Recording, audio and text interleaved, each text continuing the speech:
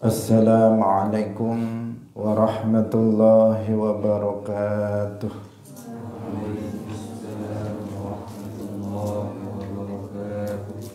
Alhamdulillahi rabbil alamin. Lahun ni'matu wa lahul fadlu wa lahul thana'ul hasan. Wassalawatullahil barrir rahim wal malaikatil muqarrabin ala sayyidina wa maulana Muhammadin wa ala alihi wa ashabihi at-tayyibin at-tahirin. Allahumma la sahla illa ma ja'altahu sahla wa anta taj'alul hazna idza syi'ta sahla.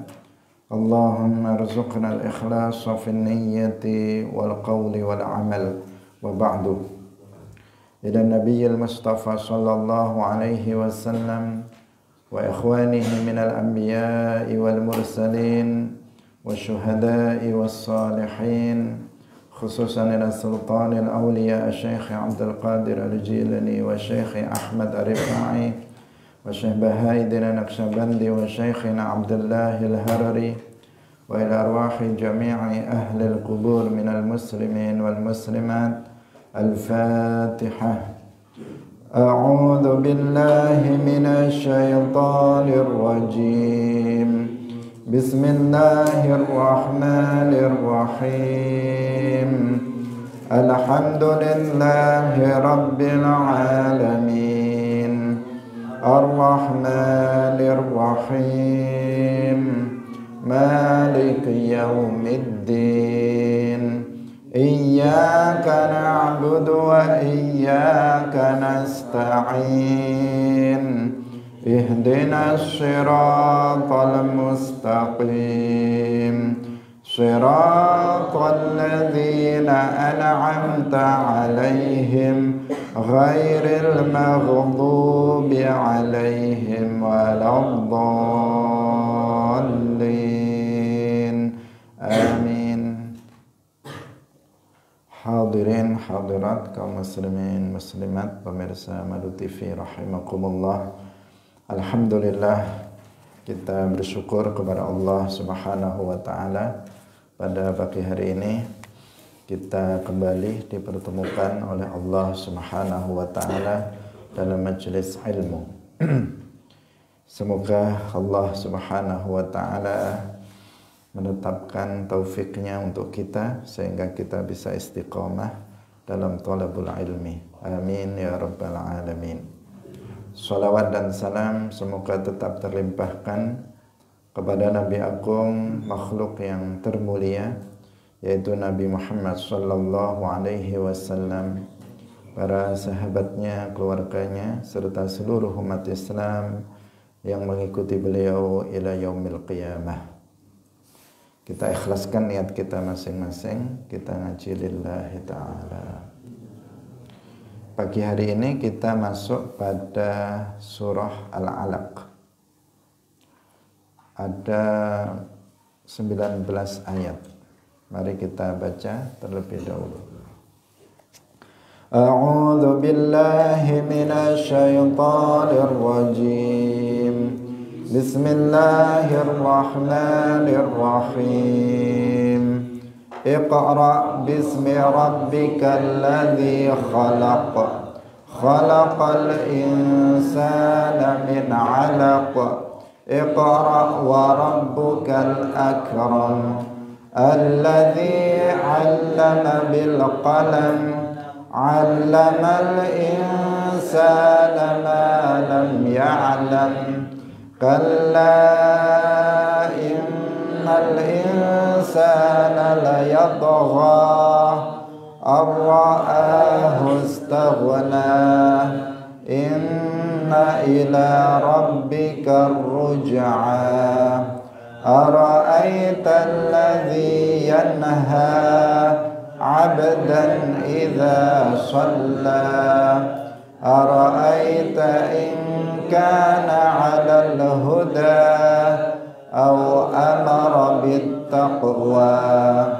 Ara'aita in kadzdzaba wa tawalla alam ya'lam bi anna Allaha yara kalla la illam yantahi lanasfa'an bin nasiyah nasiyatin kadhibatin khati'ah falyad'u nadiyah sanad'u zabaniyah kalla la tuti'hu wasjud waqtarib.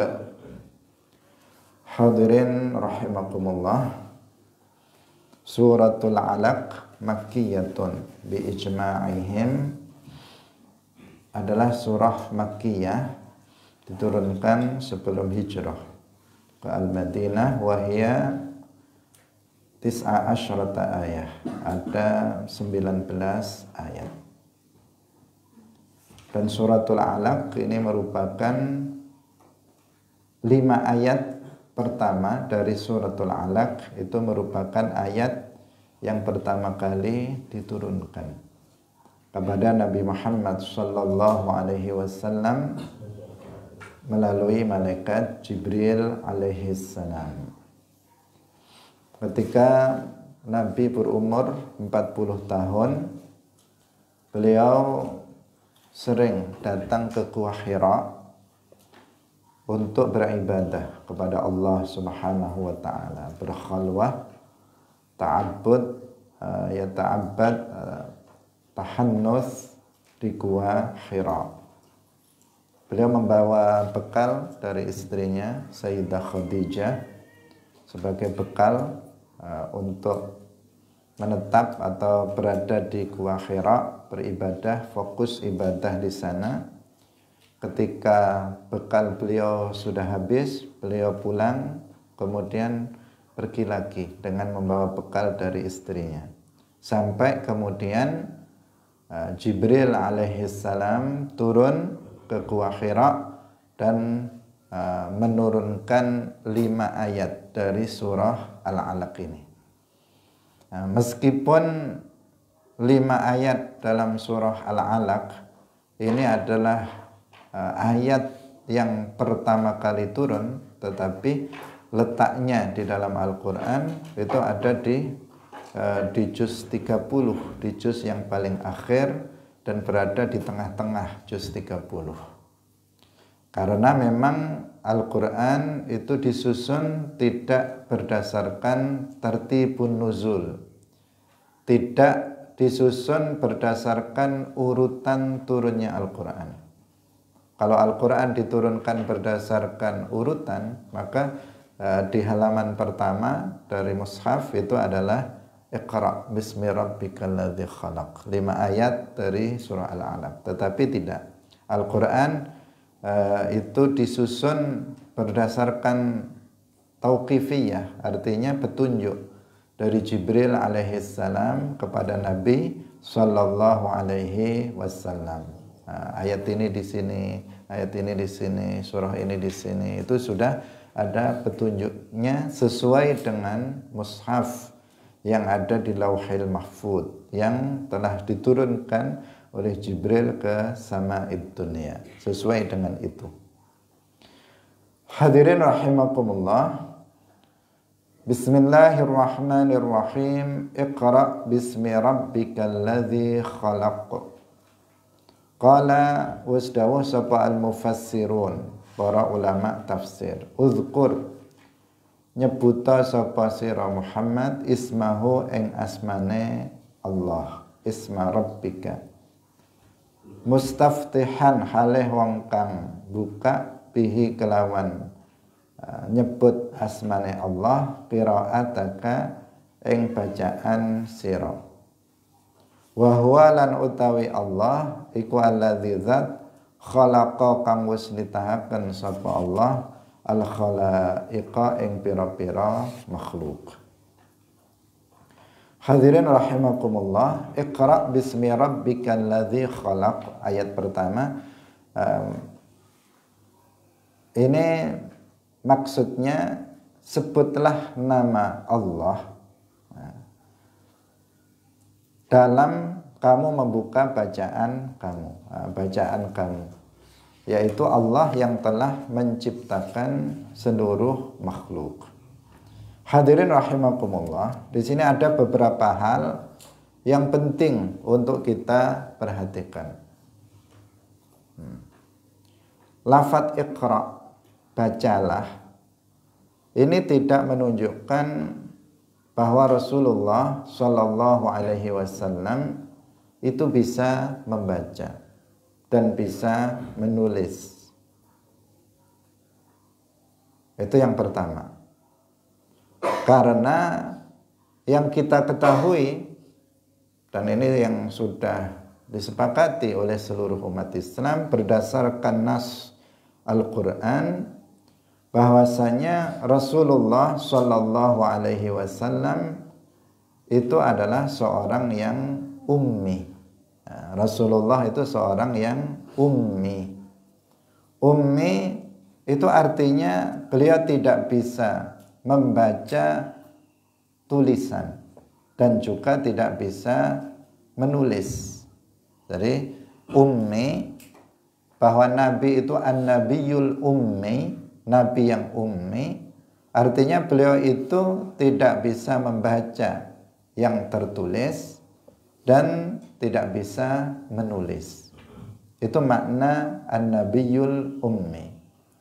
Banyak ayat Al-Quran yang menjelaskan tentang hal itu.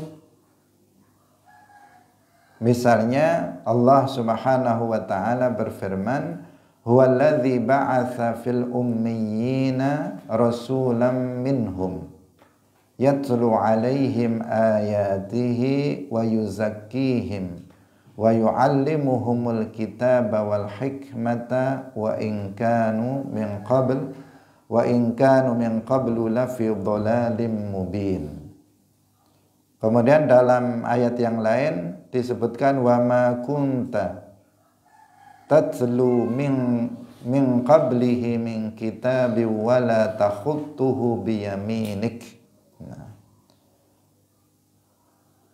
Jadi dua ayat ini sangat jelas menjelaskan kepada kita bahwa Rasulullah Shallallahu Alaihi Wasallam itu tidak membaca yang tertulis, tidak bisa membaca yang tertulis. Wa ma kunta tatslu min qablihi min kitab, dan kamu dulu bukanlah orang yang bisa membaca dari kitab, artinya tidak bisa membaca sesuatu yang tertulis. Wala takhutuhu biyaminik, kamu juga tidak bisa menulis dengan tangan kamu, tangan kanan kamu. Hadirin yang dirahmati oleh Allah Subhanahu wa taala. Ini penting untuk disampaikan karena ada sebagian orang itu yang beranggapan bahwasanya Rasulullah Shallallahu Alaihi Wasallam itu pada awalnya memang tidak bisa membaca yang tertulis dan tidak bisa menulis. Tetapi kemudian Rasulullah Shallallahu Alaihi Wasallam itu belajar menulis, belajar membaca, sehingga Nabi kemudian bisa membaca dan bisa menulis. Ada sementara orang yang mengatakan seperti itu. Dan pendapat yang seperti itu tidak benar. Pendapat yang seperti itu tidak benar. Kenapa? Karena bertentangan dengan ayat Al-Quran dan bertentangan dengan ijma' seluruh umat Islam, bertentangan dengan ayat Al-Quran sebagaimana yang tadi sudah kita sebutkan, bahwa Rasulullah Shallallahu Alaihi Wasallam itu ummi, diutus kepada umat yang ummi. Diutus kepada umat yang ummi. Umat yang ummi maksudnya ketika itu, pada saat Nabi diutus diutus di Arab ketika itu, kebanyakan orang-orang Arab ketika itu ummiyun. Mereka itu tidak bisa membaca yang tertulis dan tidak bisa menulis. Kebanyakan, bukan berarti seluruhnya. Bukan berarti seluruh para sahabat itu nggak bisa membaca, nggak bisa menulis. Tetapi kebanyakan para sahabat itu tidak bisa membaca, tidak bisa menulis. Karena ada di kalangan para sahabat itu yang bisa membaca dan bisa menulis.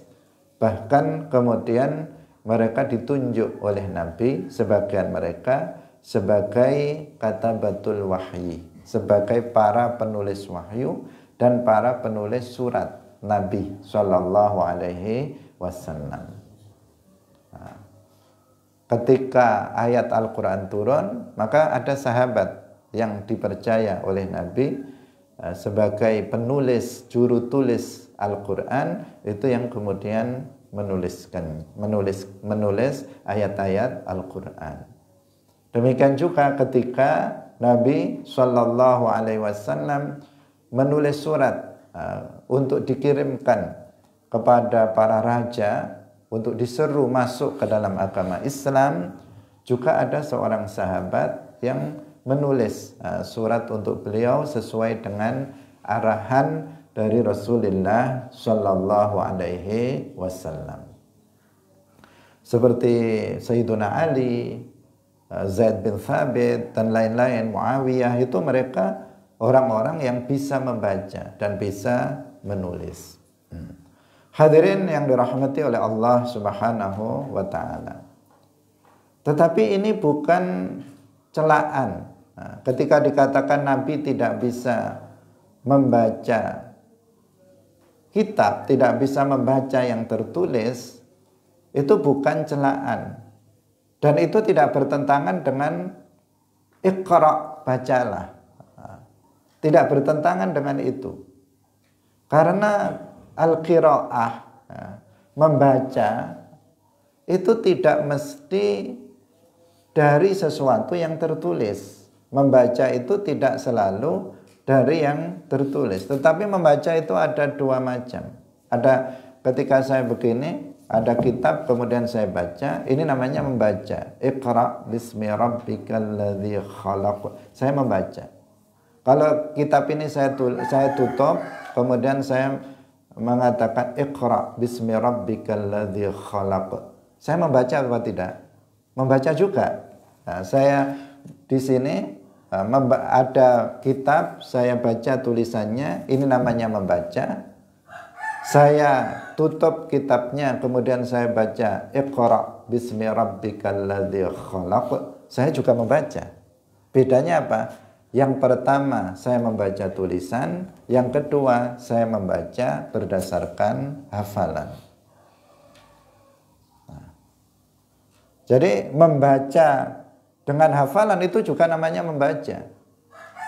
Seperti kalau kita belajar tentang sholat, di antara rukun sholat adalah qiraatul Fatihah, membaca suratul Fatihah. Apakah disyaratkan harus membawa mushaf begini kalau sholat? Kan tidak. Tetapi berdasarkan hafalan, itu juga namanya qiraatul Fatihah, namanya membaca.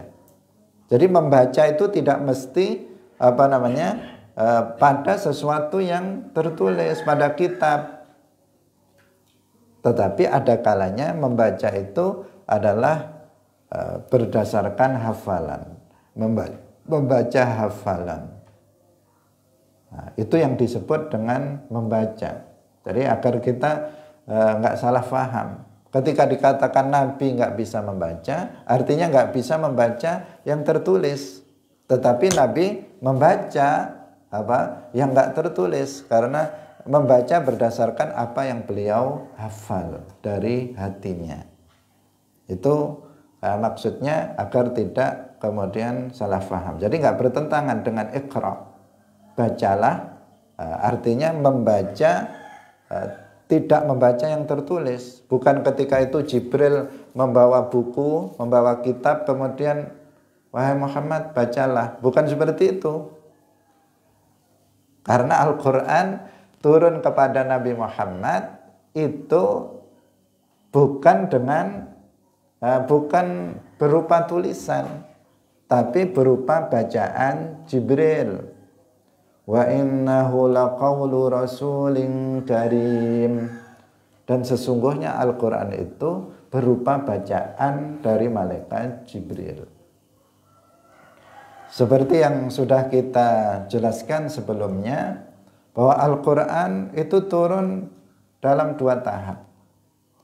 Tahap pertama, Al-Quran turun dari Al-Lauhil Mahfudz ke Sama'id Dunia, di tempat namanya Baitul Izzah.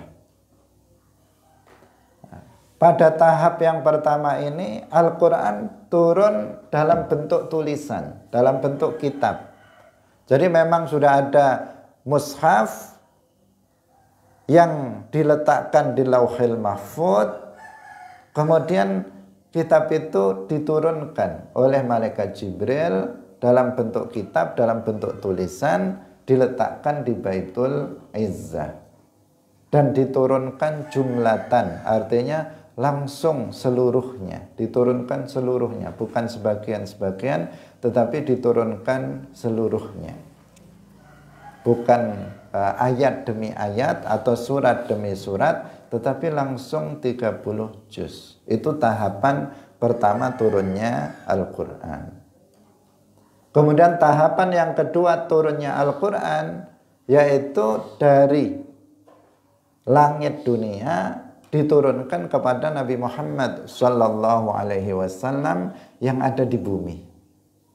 Dan itu berupa bacaan malaikat Jibril dan diturunkan secara berangsur-angsur. Tidak langsung 30 juz, tetapi surat demi surat, ayat demi ayat selama kurang lebih 23 tahun. Berupa bacaan Jibril. Bacaan Jibril itu bukan berarti malaikat Jibril membaca kitab, tetapi berupa Nabi Jibril membacanya, kemudian Nabi Muhammad mendengar, kemudian mengulangi bacaan malaikat Jibril alaihis salam. Jadi beliau menirukan bacaan malaikat Jibril alaihis salam. Jadi itu juga namanya apa? Membaca. Bukan membaca itu membaca buku, membaca mushaf. Bukan waktu di Gua Hira Jibril turun kemudian bawa buku, bacalah wahai Muhammad, bukan begitu. Tidak. Nah, tetapi membaca itu tidak mesti dalam bentuk tulisan, tetapi membaca bisa berdasarkan hafalan. Nah, ini yang pertama, yang penting untuk kita perhatikan. Dan ketika dikatakan Nabi itu seorang ummi, itu adalah sebuah pujian kepada Rasulullah Shallallahu Alaihi Wasallam. Sebuah pujian kepada Rasulullah Shallallahu Alaihi Wasallam. Coba sekarang, ini hanya perbandingan saja. Misalnya saya nggak membawa kitab ini. Karena saya hafal, saya baca dari awal tanpa membaca. Kira-kira kalian kagum nggak dengan saya?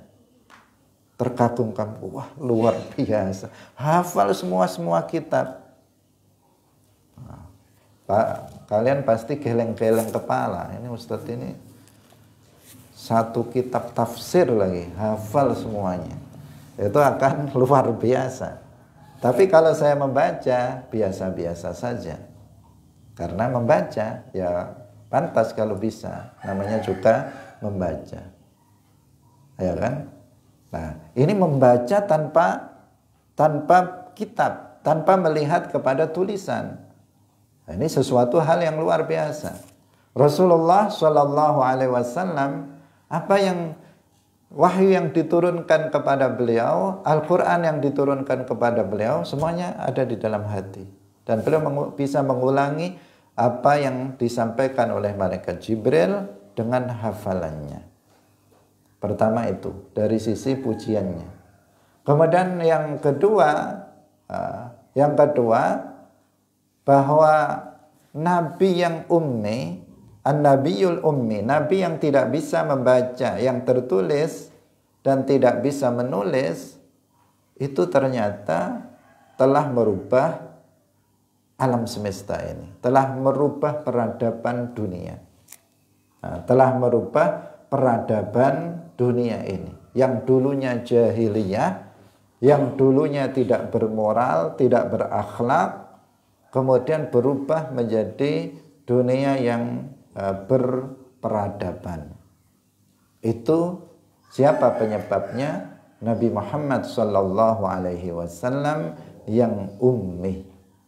Beliau bukan hanya merubah peradaban bangsa Arab, tetapi merubah peradaban seluruh dunia. Beliau yang ummi, yang tidak bisa membaca, yang tertulis dan tidak bisa menulis, itu telah merubah peradaban dunia.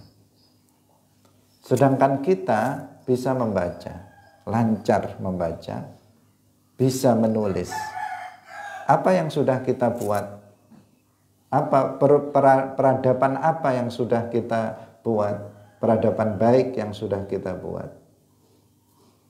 Apakah kalian atau kita ini sudah bisa merubah kondisi kampung kita lebih baik? Tingkat kampung aja belum kita untuk menjadikannya penduduk kampung itu lebih baik. Mungkin tingkat RT saja belum kita lakukan untuk menjadi lebih baik. Padahal kita pintar membaca, kita pintar menulis. Nabi yang ummi sudah merubah peradaban dunia. Itu adalah pujian untuk Rasulullah sallallahu alaihi wasallam. Hadirin rahimakumullah. Dan karena memang ilmu itu fis sudur la fis sutur. Al-ilmu fis sudur la fis sutur. Ilmu itu ada di dalam hati, bukan yang ada di tulisan. Ilmu itu yang ada di dalam hati, bukan yang ada di tulisan. Kalau seseorang itu dia tahu kalau dia membaca, maka dia tidak dikatakan dia seorang alim. Kalau ada seseorang misalnya, ada di antara kalian misalnya diminta oleh masyarakat, tolong sampaikan ceramah dengan tema ini. Kemudian dia bilang, waduh, saya nggak bawa buku ya, saya nggak hafal, catatan saya tertinggal di rumah. Dia nggak bisa bicara kalau nggak ada buku di depannya. Apakah orang ini orang yang alim? Tidak. Yang kedua, ada seseorang yang dia sudah hafal semua ilmu yang dia pelajari di pondok, sudah dia hafal, sudah dipahami dan sudah dihafal. Kemudian diminta tolong sampaikan ceramah tentang ini. Siap. Langsung dia sampaikan tanpa melihat, tanpa membaca. Setiap kali diminta langsung siap untuk menyampaikan karena semuanya ada di sini. Maka itulah orang yang berilmu. Itulah orang yang berilmu. Sekarang ini sedikit orang yang berilmu. Kalau dia pegang catatan baru bisa. Kalau enggak, dia tidak bisa.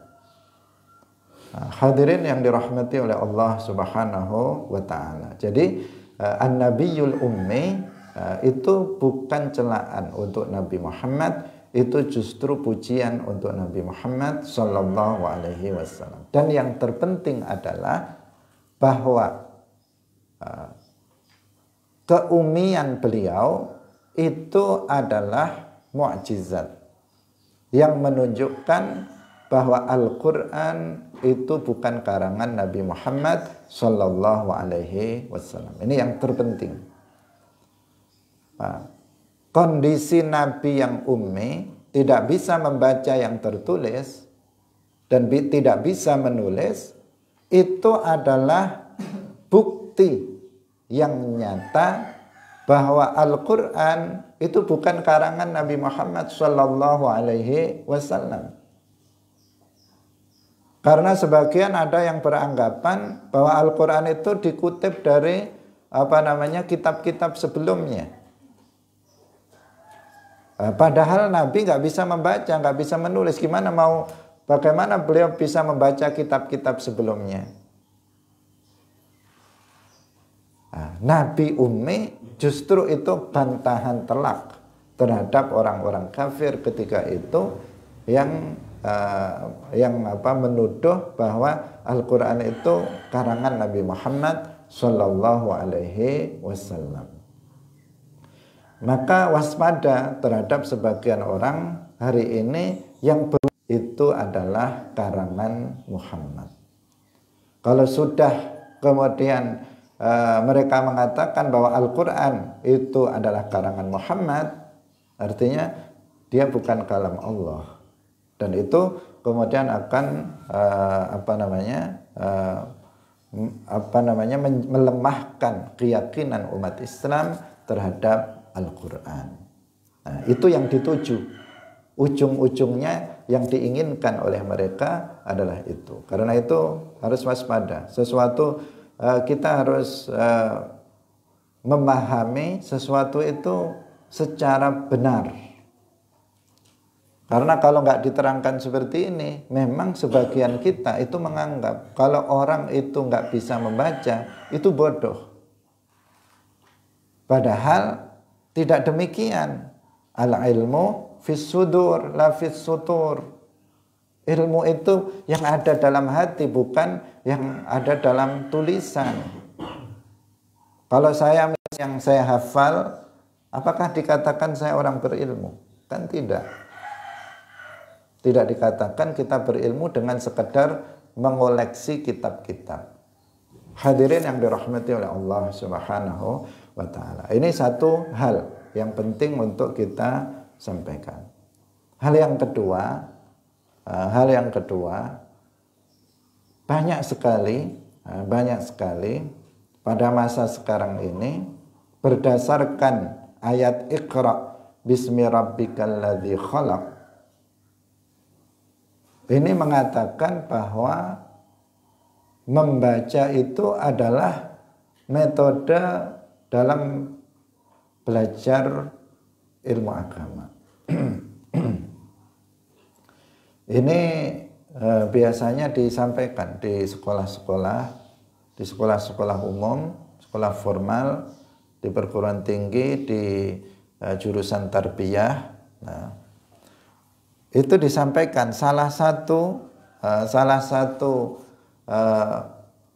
bukti atau dalil bahwasanya pentingnya membaca kitab itu adalah firman Allah, Iqra bismi rabbikal ladzi khalaq. Mungkin yang jurusan tarbiyah itu tahu.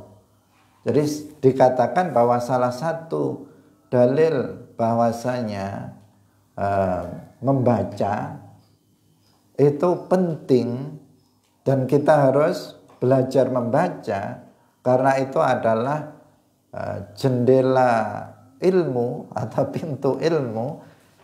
Maka dalilnya adalah Iqra bismi rabbikal ladzi khalaq. Ini dijadikan sebagai dalil. Hadirin rahimakumullah. Penting untuk kita sampaikan bahwa metode belajar ilmu agama yang pokok itu adalah bitalaqi. Dengan talaqi, dengan musyafahah. Dengan musyafahah, tidak dengan sekedar membaca buku-buku atau membaca kitab-kitab. Ini sangat penting ya. Karena salah satu penyebab banyaknya penyimpangan-penyimpangan pada hari ini, salah satu penyebabnya adalah belajar ilmu agama tanpa ngaji. Belajar ilmu agama hanya sekedar membaca buku, membaca buku saja. Itu salah satu penyebab dari terjadinya penyimpangan-penyimpangan. Dan kebanyakan orang yang sesat kemudian menyesatkan orang lain itu disebabkan karena dia belajar ilmu agamanya hanya dengan sekedar membaca. Kita tidak mengatakan membaca itu nggak penting, tidak mengatakan seperti itu. Tetapi kalau seseorang belajar ilmu agama itu hanya dengan sekedar membaca, maka ya, sekedar itu artinya dia nggak talaki, cuman lagi sampai numpuk bukunya banyak, hanya sekedar dibaca-baca saja, tidak ngaji kepada seorang guru. Jika